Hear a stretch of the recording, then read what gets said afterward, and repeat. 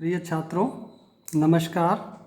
मैं Arun Kumar Swami, lecturer, electrical engineering, government polytechnic college Bikaner, e lecture series में एक बार पुनः आपका स्वागत करता हूं। प्रिय छात्रों, जैसा कि आपको मालूम ही है कि इलेक्ट्रिकल इंजीनियरिंग तृतीय वर्ष के पाठ्यक्रम में subject E 302 utilization of electrical power and electrical traction का मैं आपको नियमित अध्ययन करवाता हूं तथा वर्ष पर नियमित अध्ययन के दौरान हमने इसके 7 चैप्टर पढ़ लिए थे और एक चैप्टर इसका बाकी रहा था, ट्रेन मूवमेंट। उसमें लगभग जो है 7 या 8 खंड हैं, जिसमें से 5 खंड सब टाइटल हम कर चुके हैं और आज उस चैप्टर का 6ठा सब टाइटल है tractive efforts required for propulsion of train.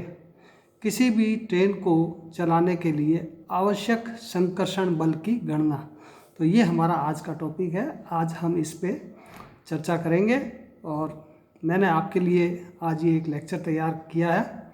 मैं आपको पेपर पे जो मैंने लेक्चर तैयार किया है उसे समझाने का प्रयास करूँगा। अगर मैं लगातार ये लिखता रहता तो इसमें बहुत ज़्यादा समय लगता और अपलोडिंग में भी इसके कारण ज़्यादा समय लगता है। तो मैंने अभी 1 घंटे में ये लेक्चर तैयार किया है। अब मैं आपको इसे समझाने का प्रयास करता हूँ। तो हमारा आज का टॉपिक है tractive efforts required for propulsion of train. किसी ट्रेन को चलाने के लिए आवश्यक संकर्षण बल कौन से चाहिए, उसकी गणना हम आज करेंगे। तो किसी भी ट्रेन को चलाने के लिए हमें 3 तरह के संकर्षण बलों की आवश्यकता होती है। पहला संकर्षण बल होता है tractive efforts required for acceleration. किसी भी ट्रेन को चलाने के लिए त्वरण हेतु आवश्यक संकर्षण बल। इस त्वरण में लीनियर एक्सेलरेशन, रेखीय त्वरण और एंगुलर एक्सेलरेशन जो है कोणीय त्वरण, दोनों आ जाते हैं। तो लीनियर एक्सेलरेशन तथा एंगुलर एक्सेलरेशन दोनों की हमने गणना करनी है। दूसरा ट्रैक्टिव एफर्ट्स हमें चाहिए, tractive efforts required to overcome the gravity pull. जो ग्रेविटी के कारण, या यूँ कहिए कि जब हम गाड़ी हमारी चढ़ाई पर चढ़ती है तो उसके गुरुत्वीय बल को ओवरकम करने के लिए हमें जो ट्रैक्टिव एफर्ट्स की आवश्यकता होती है, इसकी हम गणना करेंगे। यह ट्रैक्टिव एफर्ट्स, अगर गाड़ी ऊपर की ओर चढ़ रही है तो हमें अतिरिक्त ट्रैक्टिव एफर्ट्स की आवश्यकता होगी, और अगर नीचे की ओर उतर रही है तो हमें ट्रैक्टिव एफर्ट्स मिलेगा। और तीसरा जो है tractive efforts required to overcome the frictional resistances. जो गाड़ी हमारी चलती है तो उसको अनेक घर्षण का सामना करना पड़ता है। तो इन घर्षण बलों को ओवरकम करने के लिए हमें कितने ट्रैक्टिव एफर्ट्स की आवश्यकता होगी, इसकी गणना हम इसमें करेंगे। Tractive efforts required to overcome the frictional resistance FR। तो हमारे टोटल ट्रैक्टिव एफर्ट्स गाड़ी को चलाने के लिए FT जो होंगे वो बराबर होंगे FA, यानी tractive efforts required for linear and angular acceleration, tractive efforts रेखीय तथा कोणीय त्वरण के लिए, plus FG tractive efforts required to overcome the gravitational pull, गुरुत्वीय बलों को ओवरकम करने के लिए आवश्यक tractive efforts, plus FR tractive efforts required to overcome the frictional resistances के लिए। जो फ्रिक्शनल रेजिस्टेंस है उनकी पूर्ति के लिए जो आवश्यक ट्रैक्टिव एफर्ट्स है उसकी गणना। तो ये 3 गणनाएं हम करेंगे। तो सबसे पहले हम लेते हैं tractive efforts required to for acceleration, जिसे हम FA से प्रदर्शित करते हैं। किसी भी गाड़ी को रेखीय त्वरण और कोणीय त्वरण के लिए एक्सेलरेट करने के लिए आवश्यक ट्रैक्टिव एफर्ट्स की गणना हम इसमें करेंगे। ट्रैक्टिव एफर्ट्स रिक्वायर्ड फॉर, इसमें सबसे पहले हम गणना करेंगे लीनियर एक्सेलरेशन। रेखीय त्वरण के लिए, गाड़ी को रेखीय त्वरण के लिए चलाने हेतु आवश्यक जो बल हमें कितने चाहिएंगे उसकी गणना करते हैं। हम ये मानते हैं कि ट्रेन जो है उसका वेट W है, तो इसका जो वेट होगा वो होगा W टन है तो 1000 kg के बराबर होगा, तो 1000 kgf जो है उसका वेट होगा। तो उसका द्रव्यमान होगा 1000 W जो है हमने टन में लिया है, तो हम जब इसको kg में कन्वर्ट करेंगे तो 1000 से मल्टीप्लाई करेंगे तो ट्रेन का मास हो जाएगा 1000 W। हम ये जानते हैं कि जो लीनियर एक्सेलरेशन की जो गणना हम करते हैं वो होता है मास इनटू में एक्सेलरेशन। तो मास हमारा हो गया 1000 W, और हमें ये मालूम है कि हमारी जो ट्रेन है वो उसका जो रेखीय त्वरण है वो अल्फा है। अल्फा को हम जो है ट्रेन के जो कांस्टेंट जो हैं उसमें हम इसको किलोमीटर प्रति घंटा प्रति सेकंड में लेते हैं, परंतु कैलकुलेशन के लिए, गणना के लिए हमें इसे ऐसा यूनिट में परिवर्तित करना होगा।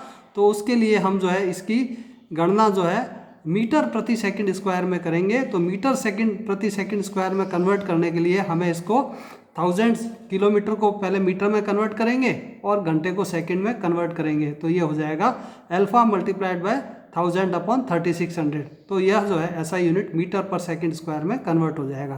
तो इस प्रकार से ट्रैक्टिव एफर्ट्स, आवश्यक ट्रैक्टिव एफर्ट्स हमारा हो जाएगा लीनियर एक्सेलरेशन के लिए m मास गुणा में अल्फा एक्सेलरेशन।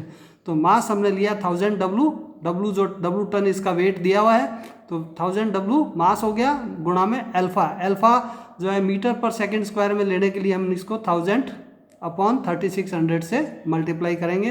तो यह फिगर हमारा आएगा 277.8 w अल्फा। अब ये जो हमने जो निकाला है ये रेखीय त्वरण के लिए निकाला है, परंतु हम ये जानते हैं कि हमारी जो गाड़ी जो है, ट्रेन है, उसमें अनेकों घूमने वाले भाग होते हैं, जैसे पहिया है, जैसे एक्सल है, जैसे जो मोटर है उसकी शाफ्ट है, मोटर की शाफ्ट है, मोटर की पुल्ली है जिसमें लगे हुए अनेक जो हैं जो बीयरिंग्स हैं, और उसके अंदर जो है हमारे बेल्ट वगैरह लगे हुए होते हैं अल्टरनेटर को चलाने के लिए। तो ये सभी जो घूमने वाले जो पार्ट होते हैं उनको घुमाने के लिए जो है एंगुलर एक्सेलरेशन की भी आवश्यकता होती है। तो प्रत्येक भाग के लिए अलग अलग एंगुलर एक्सेलरेशन कैलकुलेट करना बड़ा मुश्किल होता है। अतः हम ये मान लेते हैं कि एंगुलर एक्सेलरेशन के कारण गाड़ी का जो डेड वेट W है वो W एंगुलर एक्सेलरेशन को अगर शामिल करके हम जो है ट्रैक्टिव एफर्ट्स का मान कैलकुलेट करें तो उसका डेड वेट W जो है उसको हम इफेक्टिव वेट WE से रिप्लेस कर देते हैं, उसको हम इफेक्टिव वेट WE से रिप्लेस कर देते हैं। तो इफेक्टिव वेट WE से जब हम इसको रिप्लेस करेंगे तो हमारा जो है मान W की जगह हो जाएगा WE। एंगुलर एक्सेलरेशन को कंसीडर करते हुए जब हम डेड वेट W को WE से परिवर्तित करेंगे तो WE का जो हमारा जो वेट है वो जो है डेड वेट से 8 से 15% तक ज़्यादा होता है। तो इस प्रकार से हमारा जो है tractive efforts required for linear and angular acceleration वो हो जाएगा 277.8 WE इंटू में अल्फा। W की जगह हमने WE ले लिया। WE हमारा इफेक्टिव वेट है जो कि डेड वेट से 8 से 15% ज़्यादा होगा, गुणा में अल्फा हमारा एक्सेलरेशन है। तो इस प्रकार से एंगुलर, लीनियर तथा एंगुलर एक्सेलरेशन के लिए आवश्यक संकर्षण बल Fa की वैल्यू जो हो जाएगी वो होगी 277.8 WE अल्फा। ये हमारी इक्वेशन नंबर 1 है। अब हमें ट्रैक्टिव एफर्ट्स चाहिए to overcome the gravitational pull. अब हम ये जानते हैं, जैसे हमने ये देखा है कि यहाँ हमारी ये ट्रेन है, ये ट्रेन हमारी ऊपर की ओर जा रही है, ये ऊपर की ओर मूव कर रही है। तो ऊपर की ओर मूव कर रही है, ट्रेन का हमारा वेट W जो है वो नीचे की ओर इसको खींच रहा है, जो भार जो है वो नीचे की ओर लाई करता है। तो इस W के दो कंपोनेंट होंगे, एक W कोस थीटा ये कंपोनेंट और एक W साइन थीटा ये कंपोनेंट। ये W साइन थीटा कंपोनेंट जो है वो ट्रेन को नीचे की ओर धकेलने की कोशिश करता है और हमें ट्रेन को ऊपर लेकर के जाना है। तो हमें इस कंपोनेंट के बराबर फोर्स जो है ऊपर की ओर धकेलने के लिए लगाना पड़ेगा। तो ये जो फोर्स जो है हम जो है, अब हमें मालूम है कि ट्रेन का वेट जो है W टन है, यानी कि 1000 kg है, ठीक है ना। और हमारा जो कंपोनेंट है वो इसका W का जो नीचे की ओर कार्य करने वाला कंपोनेंट है W साइन थीटा। तो इस W साइन थीटा के बराबर बल जो है हमें ऊपर की ओर लगाना पड़ेगा। तो हमारा जो है जो बल हो जाएगा मास इंटू में एक्सेलरेशन। मास हमारा W साइन थीटा और एक्सेलरेशन यहाँ पर हो जाएगा ग्रेविटेशनल एक्सेलरेशन G। तो 1000 W sine theta multiplied by G। तो ये हमारा जो है ट्रैक्टिव एफर्ट्स हो जाएगा ग्रेविटेशनल पुल को ओवरकम करने के लिए 1000 W इंटू में साइन थीटा। यहाँ G की वैल्यू जो है ग्रेविटेशनल जो है वो जो है एक्सेलरेशन है, इसकी वैल्यू हमें मालूम है 9.81। तो हम यहाँ पे रख देंगे 1000 W साइन थीटा इंटू में G की वैल्यू 9.81।